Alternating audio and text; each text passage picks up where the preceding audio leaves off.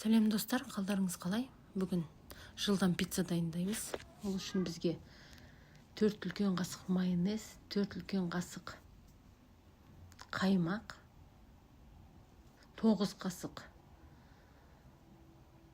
ұн, жұмыртқа, қопсытқыш, тұз салып, барлығын жақсылап салып араластырамыз.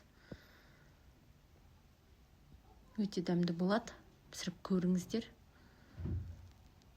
Мен миксермен араластыра салдым. Міне қамырымыз дайын.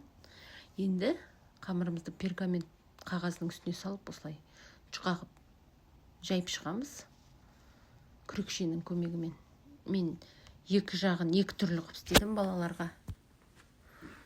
Біреуі қызанақ жемейді, сондықтан осылай істеуге тура келді. Сіздер өздеріңізге қалай ыңғайлы, солай жасасаңыздар болады.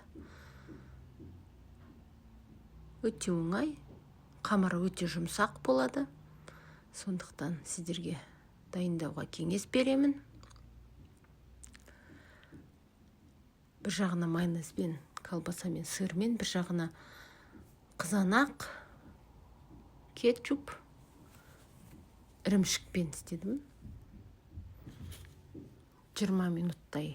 Әркімнің духовкасы әртүрлі, сондықтан да қызарғанына байланысты қарап отырасыздар.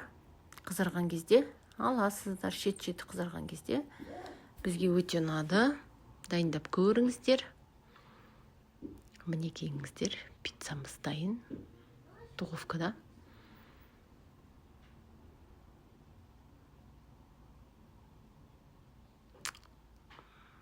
Дайын пиццамыз. Маған тіркеліп, үлпіл басып, қолдап отырыңыздар. Дайындап көріңіздер. Рахмет достар. Келесі кездескенше сау болыңыздар.